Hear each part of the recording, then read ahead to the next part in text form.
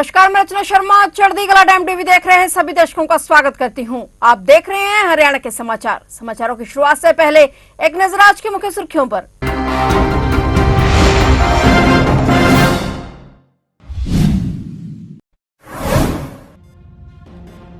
CM Saini से मिले पदक विजेता मनु भाकर और सरबजीत सिंह। मनु भाकर और सरबजीत सिंह को मुख्यमंत्री निवास पर स्वागत। 17 अगस्त को ओलंपिक पदक विजेताओं का होगा सम्मान।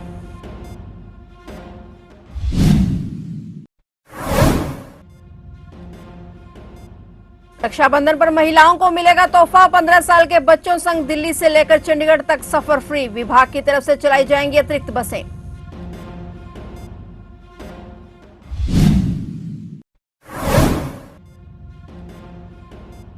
गोल्डन बॉय की जीत पर बोले विज, हिंदुस्तान के लिए मेडल लाने में हरियाणा की बहुत बड़ी भूमिका। पूर्व गृह मंत्री अनिल विज ने जताई खुशी।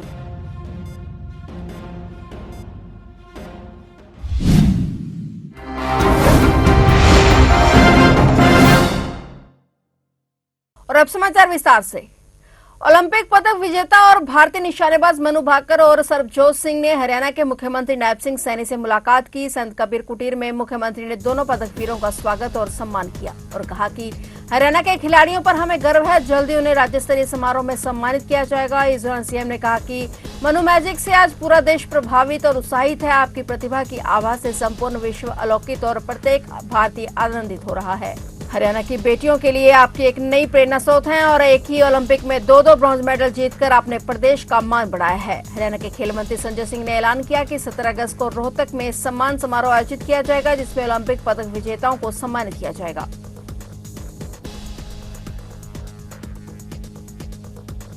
रक्षाबंधन पर महिलाओं और उनके 15 साल तक के बच्चों को फ्री सफर कराने के लिए हरियाणा रोडवेज ने अभी से अपनी तैयारियां शुरू कर दी हैं। विभाग की तरफ से यात्रियों की संख्या वाले रूट पर अतिरिक्त 20 से ज्यादा बसें चलाई जाएंगी। इसके लिए रोडवेज के मुख्यालय की तरफ से 12 दिन पहले ही पत्र जारी हो गया है। रोडवेज 18 अगस्त को दोपहर 12 बजे से 19 अगस्त की रात 12 बजे तक यह सुविधा उपलब्ध कराएगा। रोडवेज की बस से दिल्ली, चंडीगढ़ और हरियाणा में जाना महिलाओं के लिए आसान होगा। इन राज्यों में किराया नहीं लगेगा। रक्षाबंधन पर्व पर कोई भी व्यवस्था ना बिगड़े, इसके लिए कर्मचारियों की छुट्टियां रद्द कर दी गई हैं। इसमें बस स्टैंड परिसर के अंदर और बाहर कर्मचारी मौजूद रहेंगे। रोडवेज डिपो के पास रोडवेज व किलोमीटर स्कीम की 200 बसें हैं। सभी बसों को रक्षाबंधन पर्व पर चलाना होगा। रक्षाबंधन पर्व के दिन जहां ज्यादा भीड़ होगी वहां बसों को चलाया जाएगा।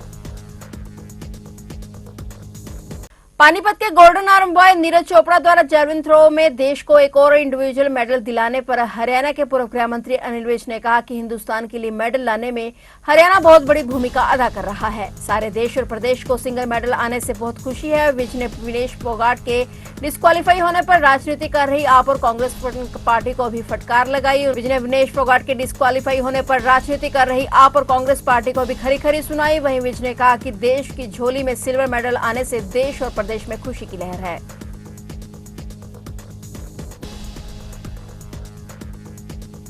हरियाणा के कृषि एवं किसान कल्याण मंत्री चौधरी कवलपाल गुर्जर ने करीब 2 करोड़ 73 लाख रुपए की लागत से हुए 4 सड़कों के सुदृढ़ीकरण और विकास कार्यों का उद्घाटन किया। इन सड़कों में सखेड़ा गांव से जटहेड़ी की और जंगनौली गांव से संखेड़ा और इसी प्रकार संखेड़ा से दरियापुर और रामखेड़ी तिरावला एक तक सड़क सुदृढ़ीकरण हुआ। इस दौरान कृषि मंत्री ने मीडिया से बातचीत करते हुए विकास कार्यों के बारे में जानकारी दी। कुछ सड़कों का जो चौड़ीकरण था वो किया गया है और 2 करोड़ 73 लाख के काम थे वो कंप्लीट हुए। उसका आज उद्घाटन था और इससे मैं समझता हूँ काफ़ी लाभ होगा। सड़कें चौड़ी होने से आने जाने में सुविधा होगी। सर इससे बहुत लाभ रहेगा। और जो ये कर्मचारी हैं तो अब इनका जो एक खतरा में डरता रहता था। ये काफ़ी लंबे टाइम से हमें मिलते थे और हमें कहते थे कि हमारे जॉब सिक्योरिटी हमारी होनी चाहिए।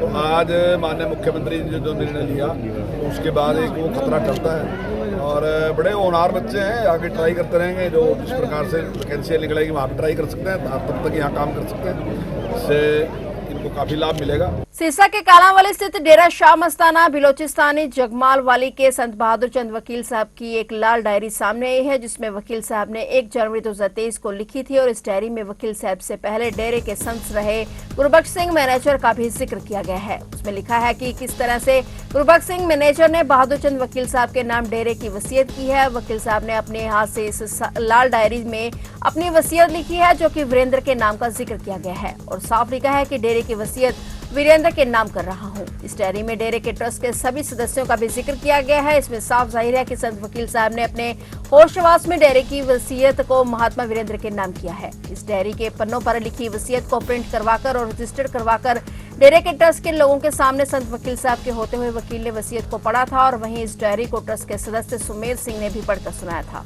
अब देखना होगा कि इस लाल डायरी में और क्या क्या राज निकलकर सामने आते हैं। बता दें कि अमर सिंह ने आरोप लगाए थे कि संत वकील साहब ने जो वसीयत वीरेंद्र के नाम की है वह फर्जी है। इसकी सीबीआई और हाईकोर्ट के सिटिंग जज से जांच करवाई जाए।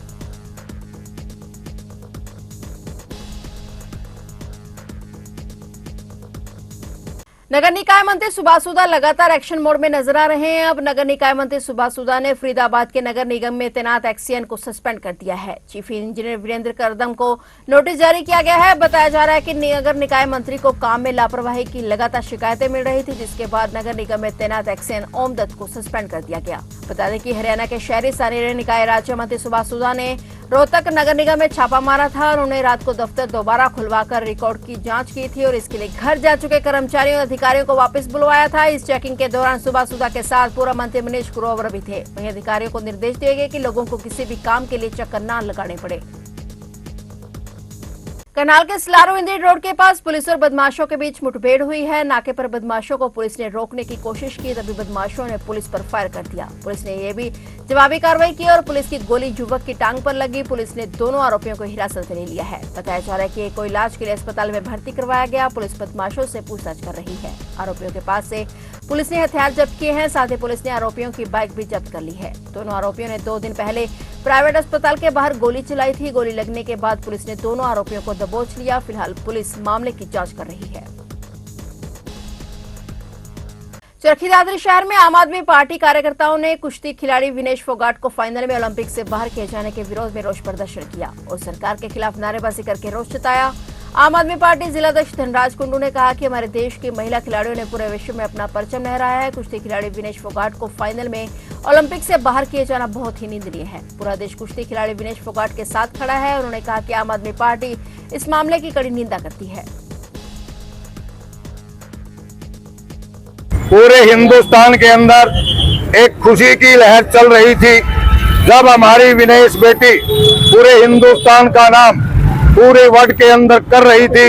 एक से एक मुकाबला जीतती जा रही थी, तो ये पूरा हिंदुस्तान खुशी के अंदर झूम रहा था। और बिल्कुल जो षड्यंत्र हुआ, मात्र जो है ना 10 मिनट पहले 100 ग्राम वजन के नाम से हमारी बेटी को वंचित कर दिया गया। पूरा हिंदुस्तान एकदम सदमे में आ गया।